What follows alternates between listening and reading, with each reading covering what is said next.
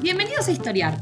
Este podcast fue creado y producido por la ASAI, Asociación Argentina de Investigadores de Historia. Un podcast sobre historia argentina, latinoamericana y mundial. Acompáñanos en este recorrido por el pasado para pensarnos en el presente.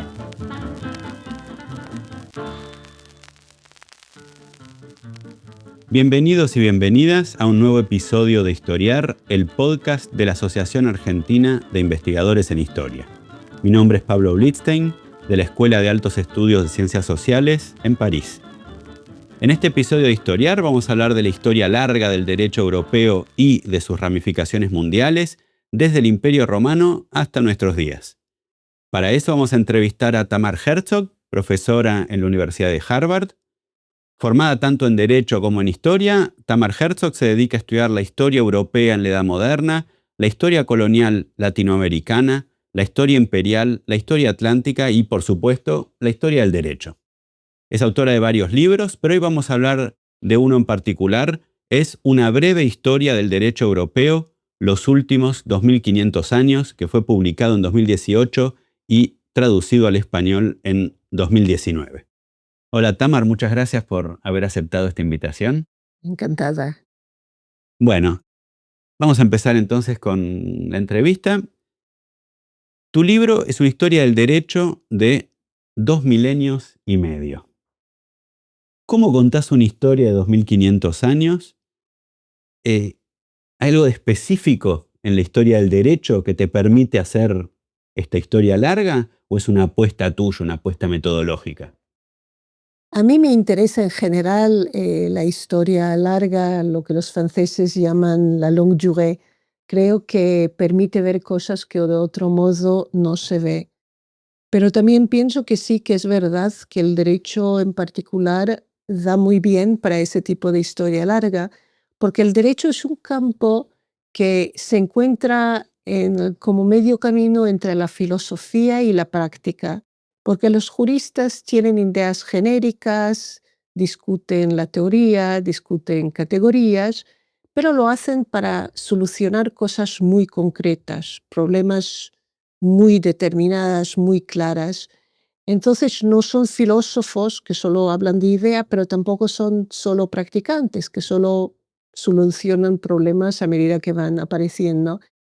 Entonces esta dialéctica entre ideas y práctica es súper interesante de verla en el longue durée, en la larga duración, porque se ve como las ideas cambian y las prácticas cambian, a veces con una velocidad diferente. Las ideas cambian más rápido que la práctica más que las ideas.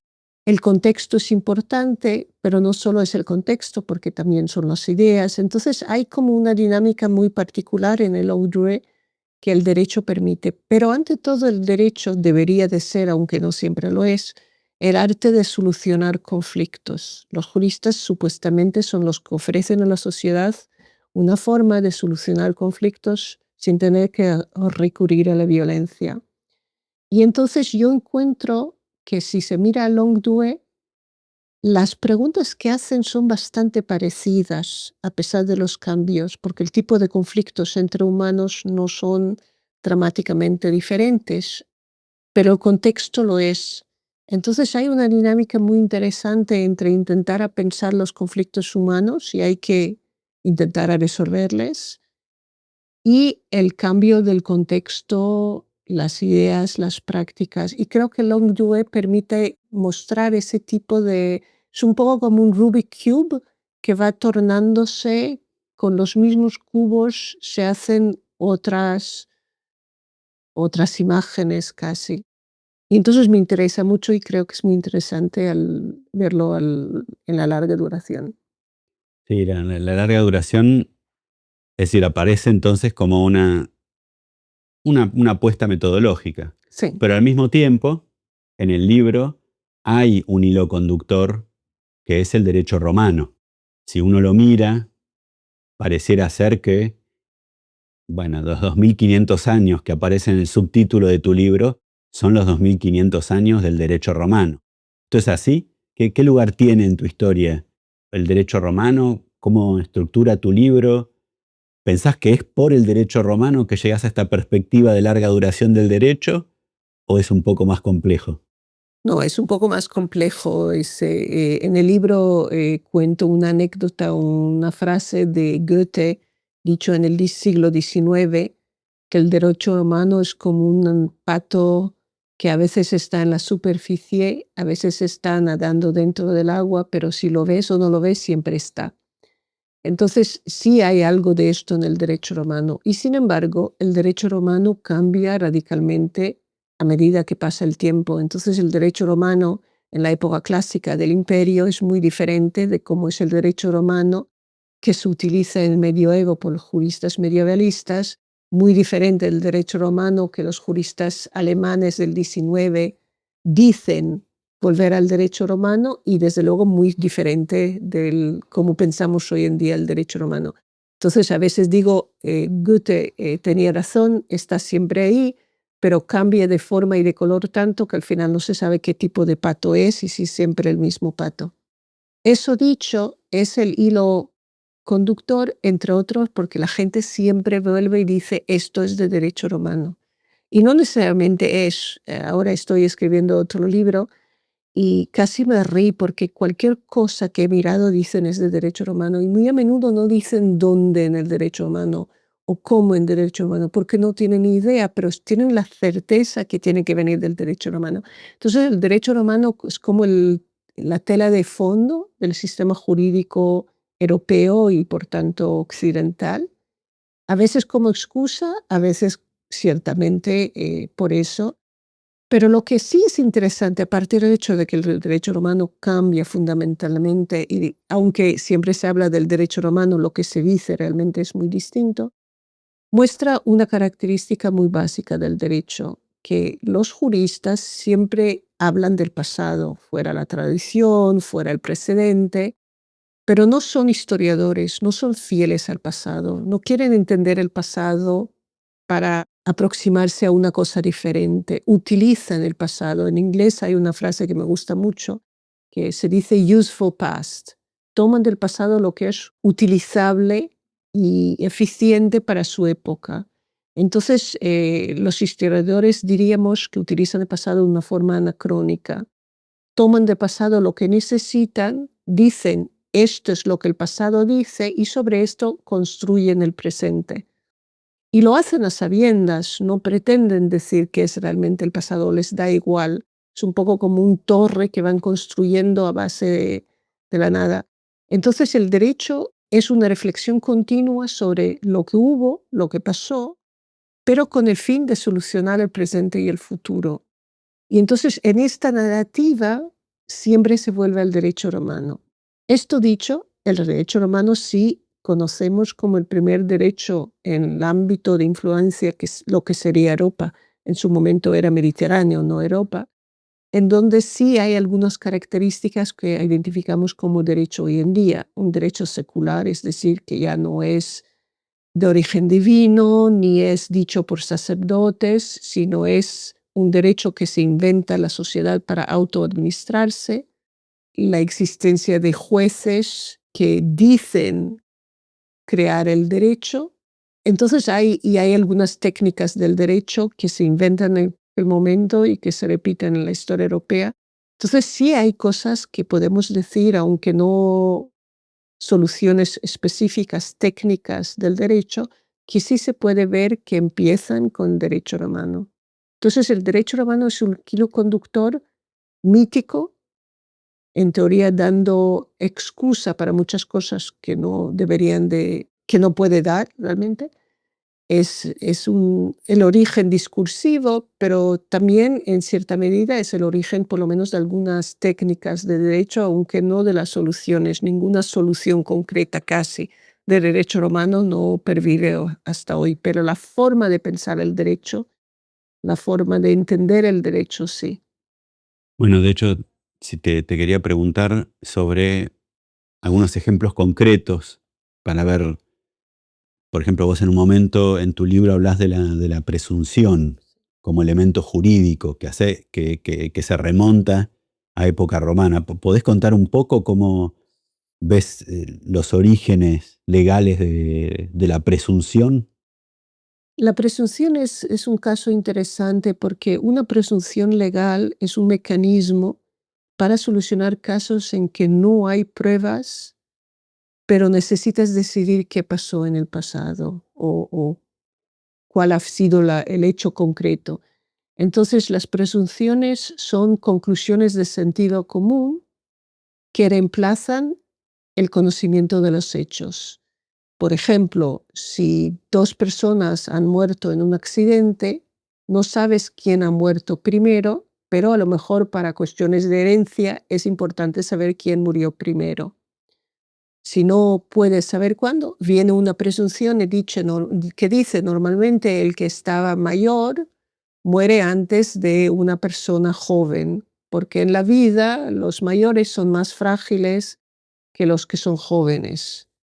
Entonces es una conclusión lógica, pero no sabemos si era veraz o no en este caso particular, pero lo utilizamos si es que en derecho hay la necesidad de decidir quién murió primero y no hay otra forma. Entonces, las presunciones son interesantes porque muestran que hay conciencia en la importancia de los hechos, que no basta con ideas cuáles son los principios del derecho, pero que hay para aplicar los principios a un caso, tienes que saber los hechos y no siempre sabes los hechos. Y los juristas romanos lo entendieron.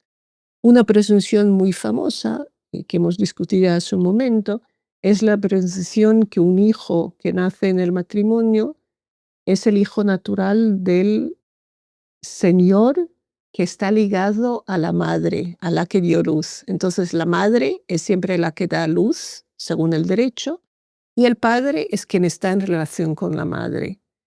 Y claro, hoy en día se puede hacer, la ciencia nos da medios para saber quién es el padre, hacer un examen de DNA, pero el derecho antes no se podía, entonces, pero se necesitaba saber quién es el padre, de nuevo, para cuestiones de herencia, pertenencia familiar, nombre, estatus y todo esto. Entonces el derecho básicamente viene y dice, no podemos saber quién es el padre, entonces hacemos la presunción normal, que en una situación normal el padre es quien tiene una relación con la madre que dio a luz. Entonces soluciona un problema de no tener la información necesaria por el derecho. Es una técnica jurídica que entiende la importancia de los hechos, que entiende que los hechos a veces no se saben y que entiende que hay que solucionar esta falta de conocimiento. Ese tipo de táctica la tenemos hoy en día también. Seguimos hablando de muchas presunciones. Por ejemplo, la presunción de inocencia es una. No sabemos si alguien es inocente o no, y en muchos casos tal vez incluso sospechamos que no, pero hasta que no hay pruebas contrarias, decimos que hay una presunción de inocencia. Y utilizamos presunción porque no sabemos cuál es la verdad, nos faltan los hechos hasta que se prueban en este caso.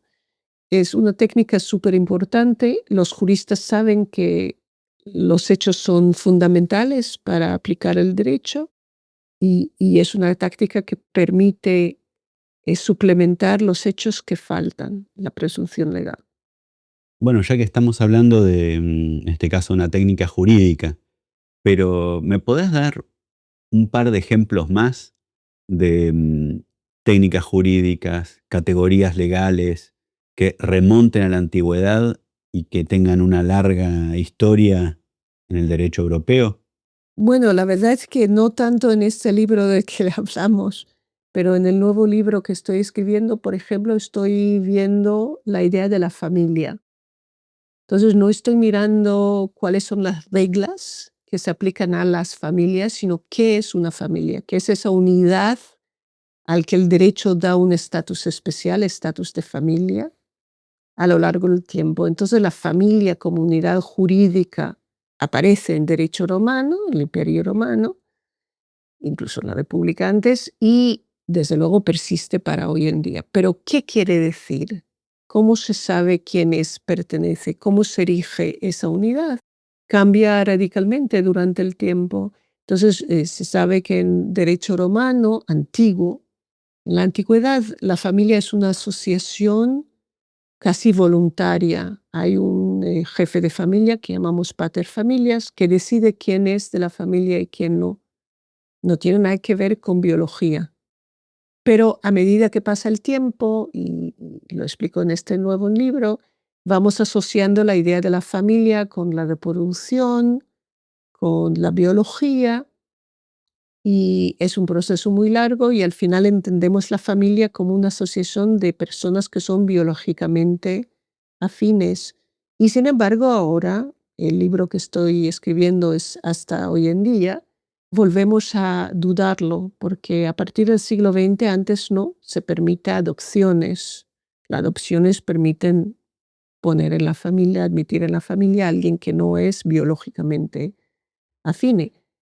Todas las tecnologías de reproducción asistida permiten también meter en la familia personas que no son biológicamente o son biológicamente relacionados solo con uno de los progenitores, sino con ambos o con ninguno a veces. Entonces hay un cuestionamiento de nuevo, ¿qué es esa unidad jurídica? ¿En qué consiste? ¿Por qué llamamos a esto familia y a otro no? Yo creo que esos también volvemos a la pregunta por qué se puede hacer en la larga duración del derecho.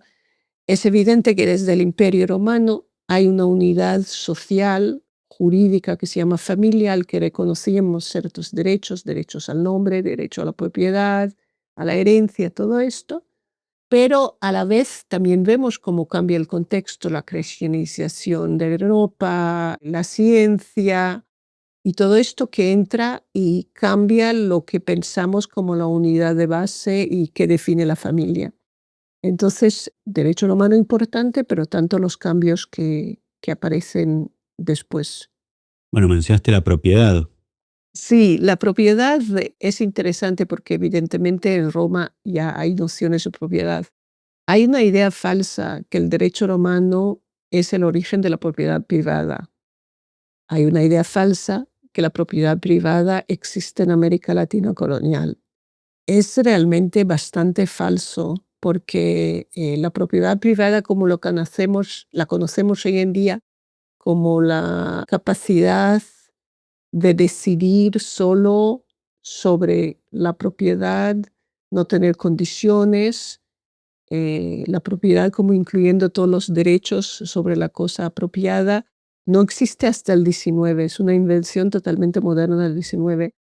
Lo que existe antes es una propiedad que es condicionada por el uso, condicionada por la necesidad, condicionada por tener obligaciones con la comunidad y con los demás, dividida entre muchas personas. Una persona tiene el derecho al uso, otra persona tiene el derecho al impuesto, otra persona tiene el derecho de paso.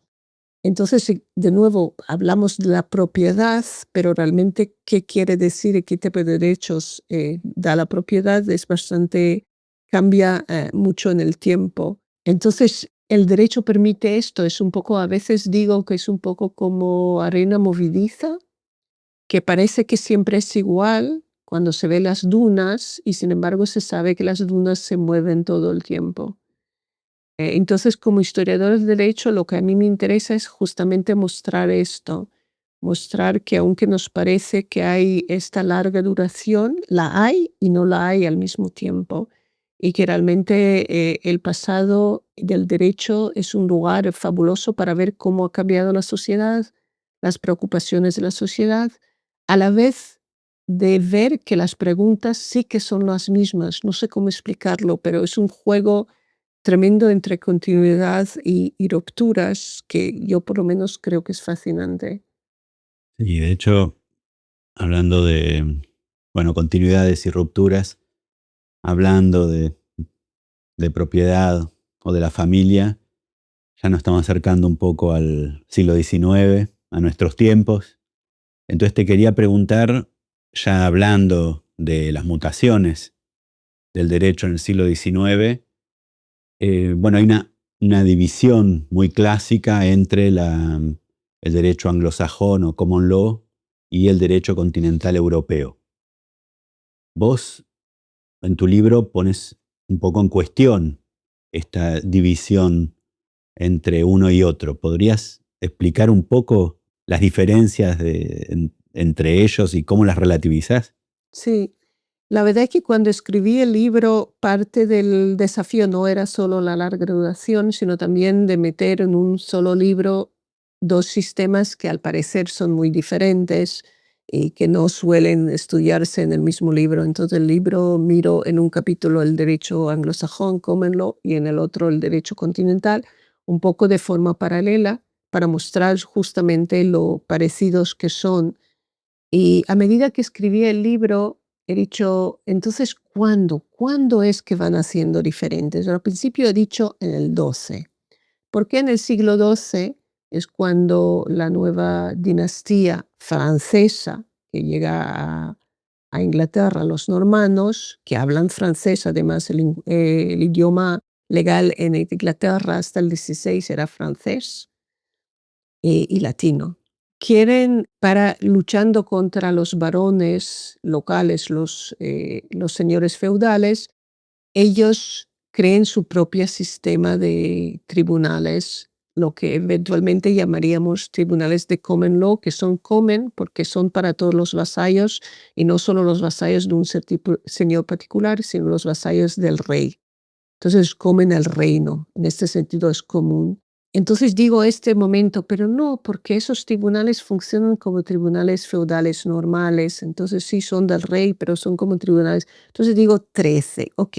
13 hay un cambio bastante grande en el sentido de derecho de prueba, porque en el cuarto Consejo Laterano se prohíbe las ordalías, que eran un medio de encontrar pruebas, estas cosas de andar sobre carbón o intentar nadar con piedras para ver si sobrevives la prueba y no, y según esto, si Dios ha querido mostrar que eres inocente o no, ese tipo de pruebas ordalías.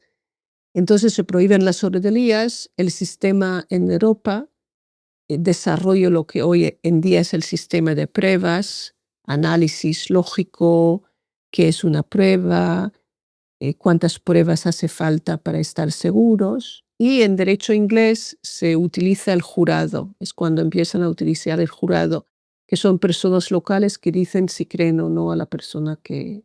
Entonces digo, ahí, pero no, porque realmente en Europa también se utiliza jurados y en Inglaterra también se piensa en las pruebas. Entonces digo, ok, 14, porque en 14 los ingleses empiezan a utilizar jueces que no van a la universidad a estudiar derecho. En el continente el estudio en la facultad de derecho es esencial para ejercer de jurista.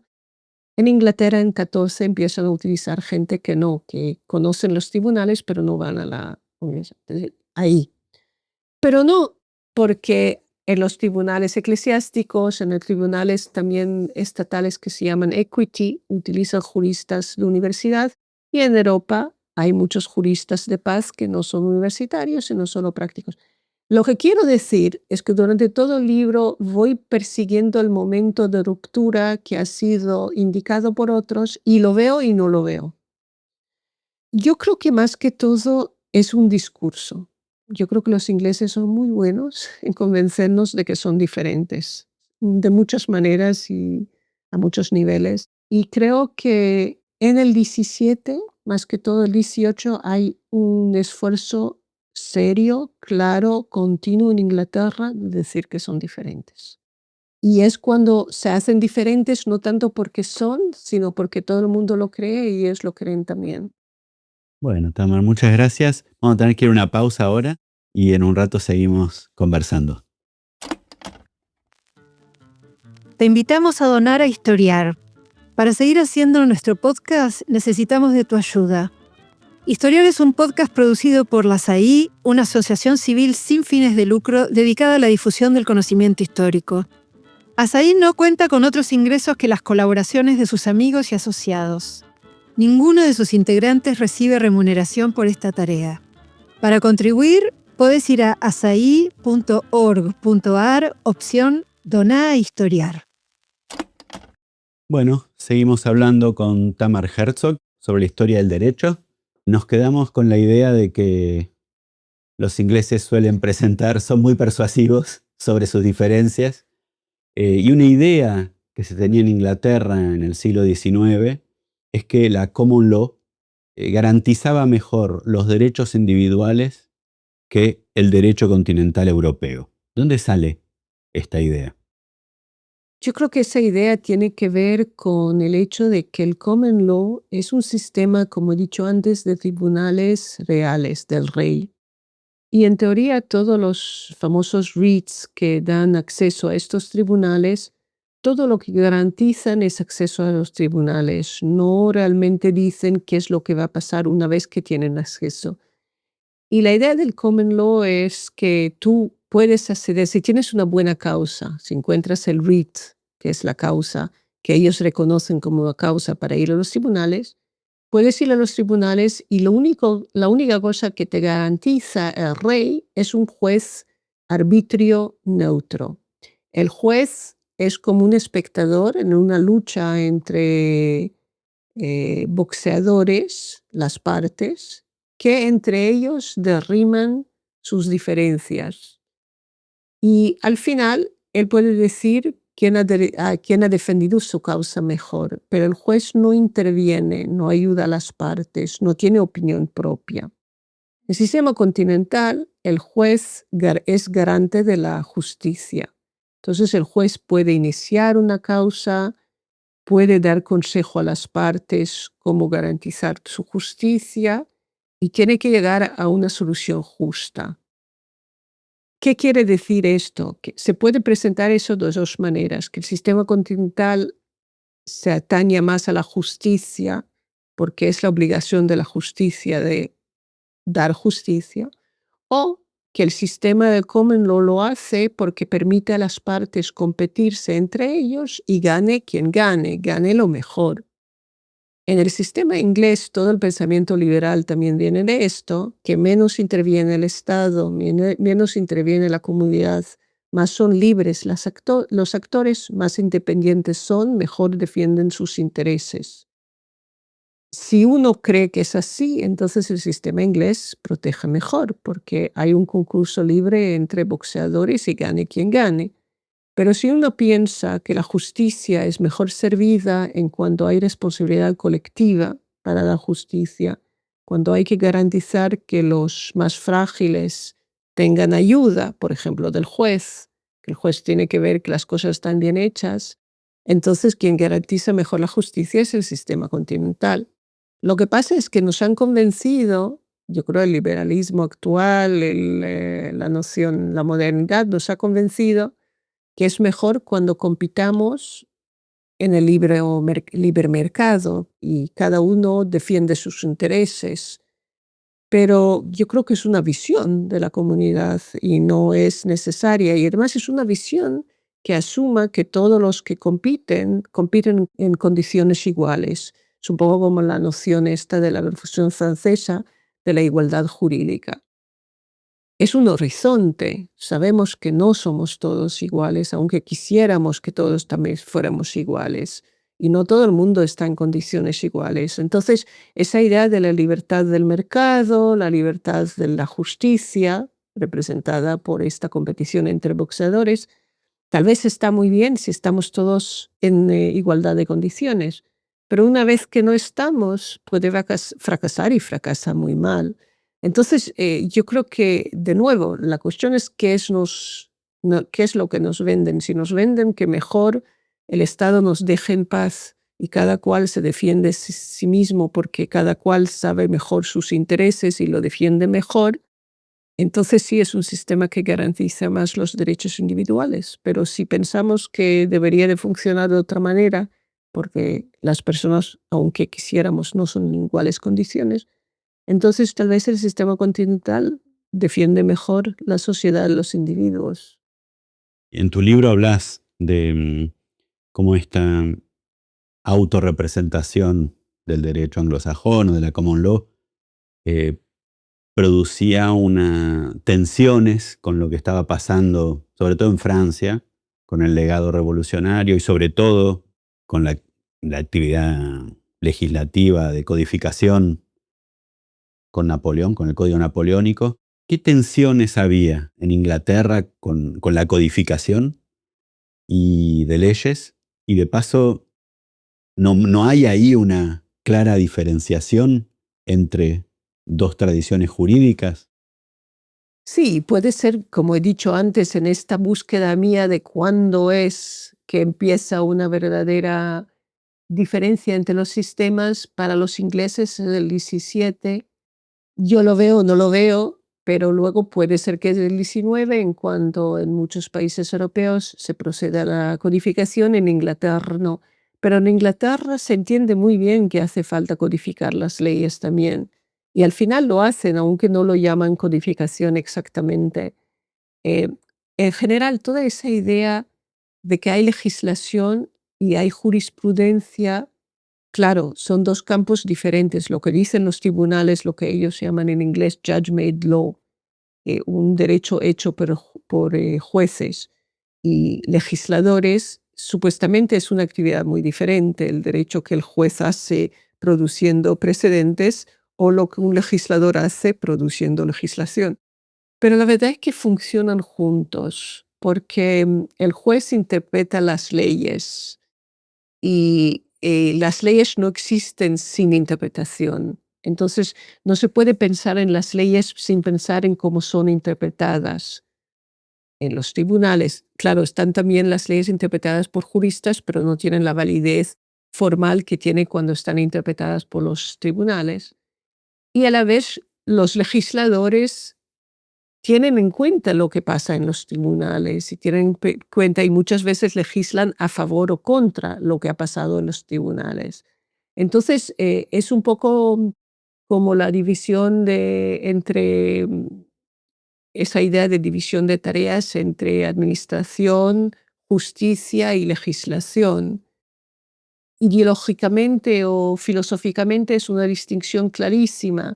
De hecho, es imposible porque cada administrador también legisla porque toma decisiones que son generales cuando da instrucciones y también adjudica conflictos porque llegas a un administrador y te dice sí o no, funciona como juez, aplica la ley. Y lo mismo pasa con los legisladores. Entonces, yo creo que esa distinción es difícil. Volviendo a la codificación, los ingleses también codifican las leyes, pero no creen una codificación a la europea porque tienen mucho miedo de esa idea de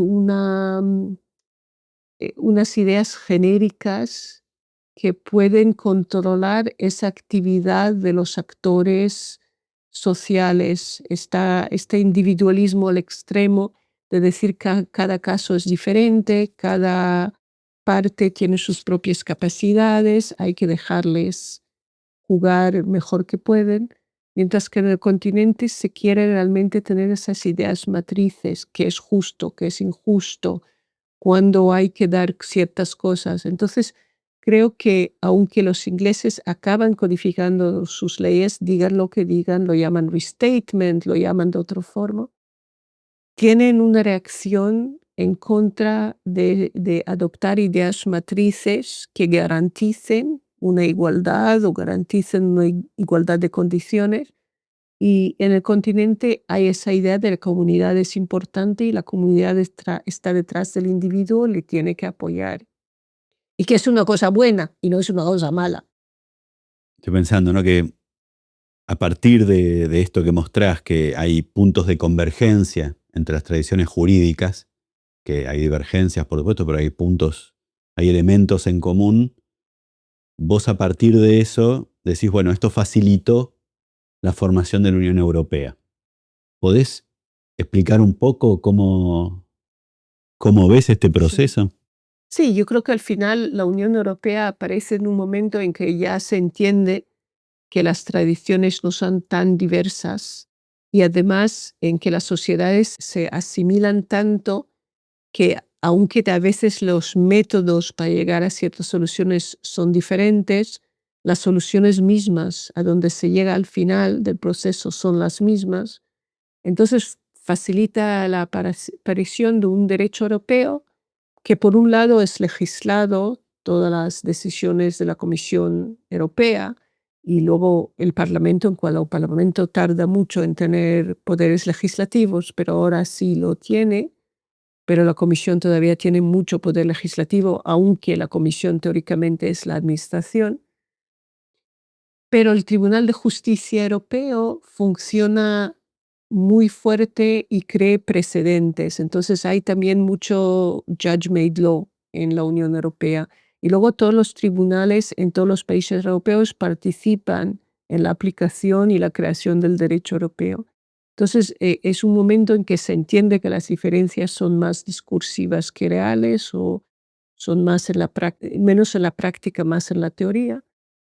Pero más que todo la Unión Europea y tú me has preguntado sobre la posibilidad de imitarlo en otros lugares, creo que ha sido creada, bueno, primero el mercado común y todo lo que precedía la Unión Europea, en un momento en que realmente se quería encontrar una forma de unirse. Y es tremendo, se lee lo que escribe Jean Monnet, el francés que estaba involucrado, o el alemán, el ministro alemán que estaba involucrado, realmente creían que hace falta una Europa diferente, una Europa donde no habrá guerras, porque desde luego la historia europea desde siempre es historia de guerras entre países, señores feudales, después zonas, después países, después reyes.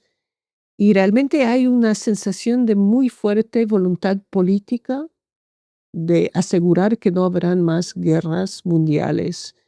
Es un grupo de visionarios que son muy enfocados en esto. Es un proceso muy gradual que porque tiene éxito se asoman a él más países europeos. La idea de la Unión Europea empieza con una unidad económica, pero desde el principio los creadores hablan de una unión también política, de una forma de evitar guerras.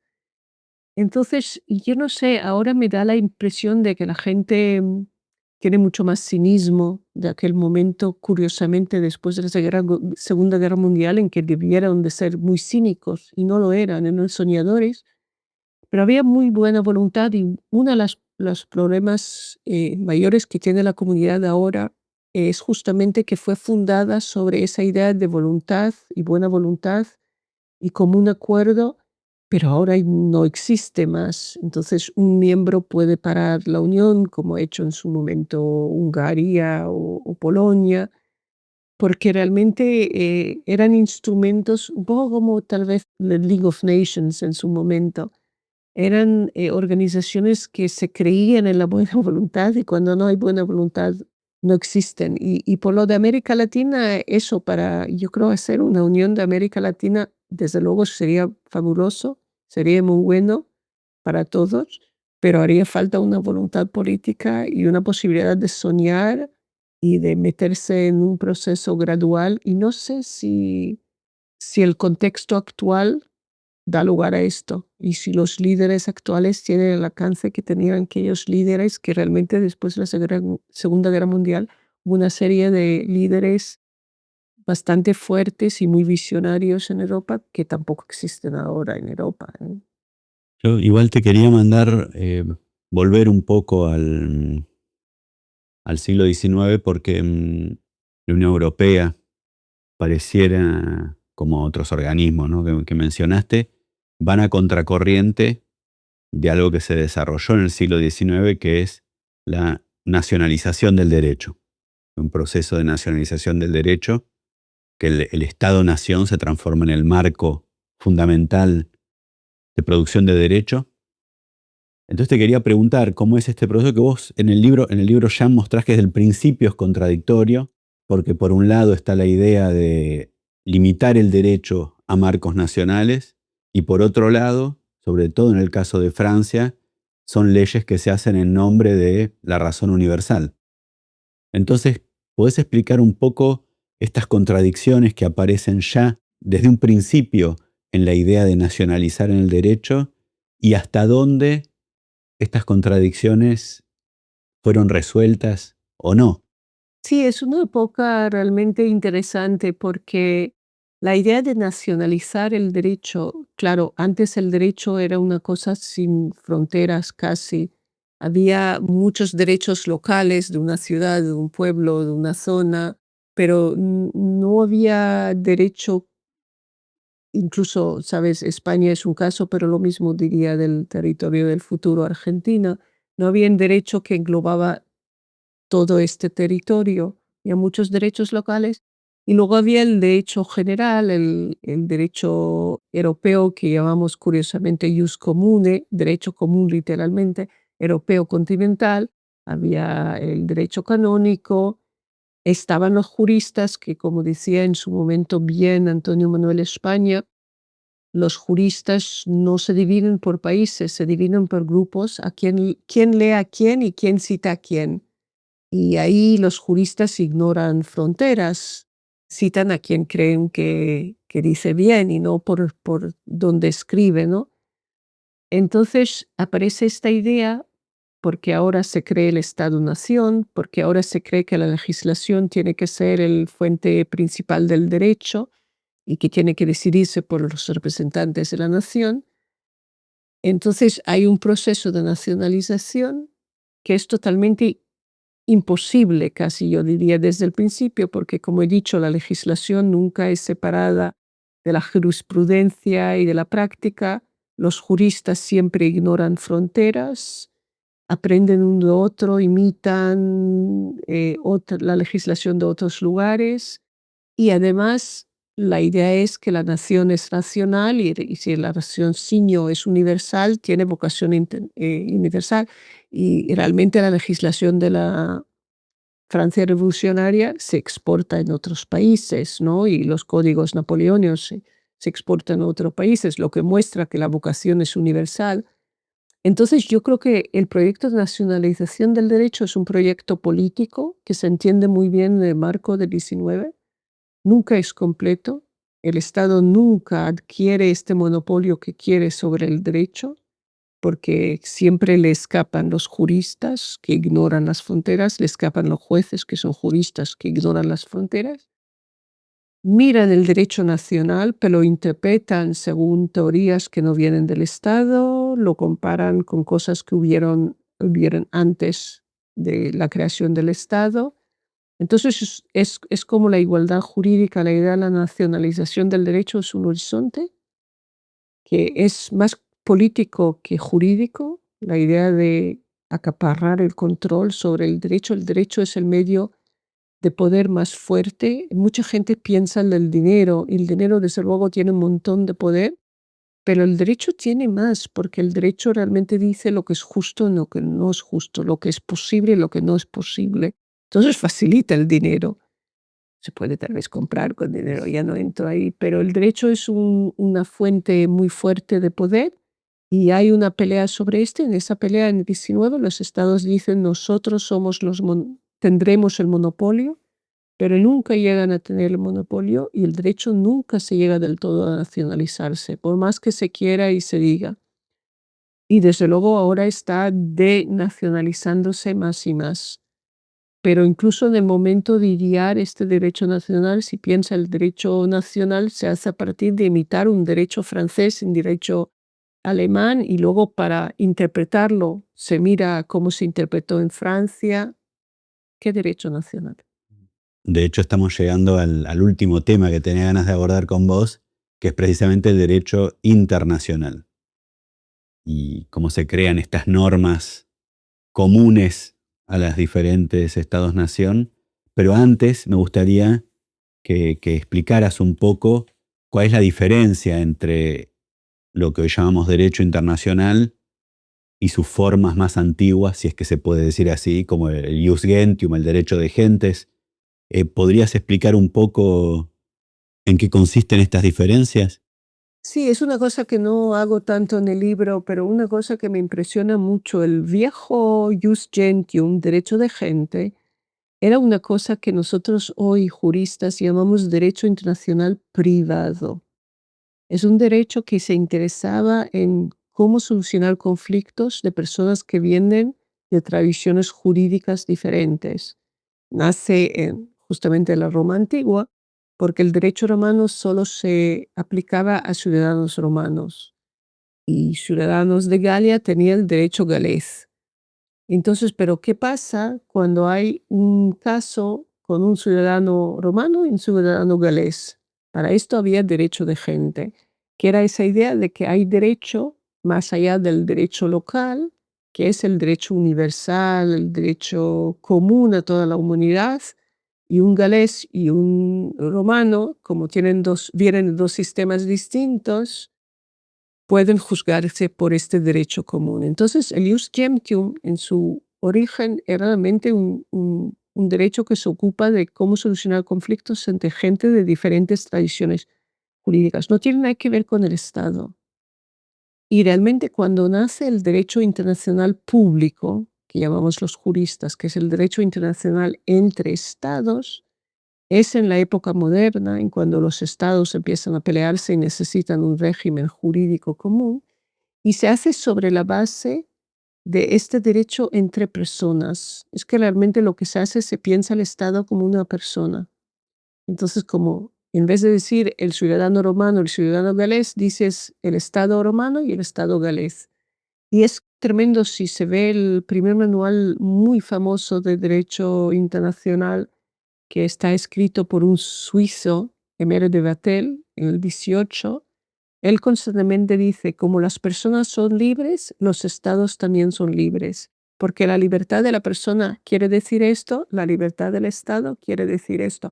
Él hace este trabajo de acuñar las reglas de derecho internacional a partir de la experiencia personal. Entonces es un proceso súper interesante. No es un proceso que mucha gente que se interesa en derecho internacional le gusta. La crítica actual al derecho internacional ignora todo esto y más bien se esfuerza en el hecho de que los europeos construyen un derecho internacional público, es decir, un derecho internacional entre estados y no entre personas, en la época moderna, que es también la época colonial. Entonces están viendo cómo utilizan este derecho en esa época colonial para para acuñar leyes que favorecen a ellos. Más poder tienes, más leyes internacionales te favorecen. Entonces hay mucha crítica al derecho internacional, que es un derecho colonial, postcolonial, que favorece a los europeos, que favorece a los fuertes, que favorece tal y cual. Y tienen razón y no, porque también se forma en Europa, no son las colonias, el nuevo derecho internacional. Y además vienen ahora los que estudian otros países y dicen, pero los europeos incluso cuando negociaban con no europeos, no estaban en el vacío. Cuando negocian con el Imperio Otomano tiene presencia y dictamina cosas. El Imperio Chino tiene presencia, dictamina cosas. Entonces ahora mucha gente que son expertos de no Europa vuelven a esta idea del derecho internacional es europeo, es colonial y dicen, pero ¿cómo? Si todos estos acuerdos entre países no solo son entre países europeos, en las colonias europeas, son también entre europeos y no europeos que tuvieron poder. Entonces, ¿por qué no miramos la contribución de los no europeos al derecho internacional? En parte estamos asumiendo que todo se hacía a lo europeo porque los europeos tenían poder, pero no es verdad, no solo los europeos tenían. Entonces hay un intercambio ahora, un cuestionamiento nuevo del derecho internacional que es súper interesante, mirando la contribución de los no europeos. Y ahí debo decir algo a la audiencia argentina, porque, por ejemplo, se sabe muy bien que los argentinos han contribuido muchísimo al desarrollo del derecho internacional en el campo de derechos humanos. Incluso, aunque es una triste historia, ahora hay un crimen en derecho internacional, derechos humanos, que es hacer desaparecer a una persona. No existía antes. Es a partir del trabajo de la sociedad civil argentina, de los jueces argentinos, que han cambiado el derecho internacional. Eso pasa ahora, pero siempre ha pasado. Y la verdad es que América Latina en general, por mala suerte, pero también por buena suerte en cierta medida, ha contribuido mucho al derecho internacional en el sentido de derecho humano porque ha tenido muy malas experiencias, pero también ha tenido una sociedad civil que al final hizo frente. Entonces la mala experiencia es horrible, pero la sociedad civil reaccionando ha contribuido muchísimo al desarrollo del derecho internacional. Así que Argentina ahí por mala experiencia, pero al final ha contribuido mucho a la protección de los derechos humanos. Bueno, Tamar, sabes que nos quedamos sin tiempo. Me quedé con algunas preguntas, pero te agradezco muchísimo el tiempo que nos dedicaste. Y a nuestros oyentes les decimos que esperamos encontraros la semana próxima con un nuevo episodio de Historiar, el podcast de la Asociación Argentina de Investigadores en Historia.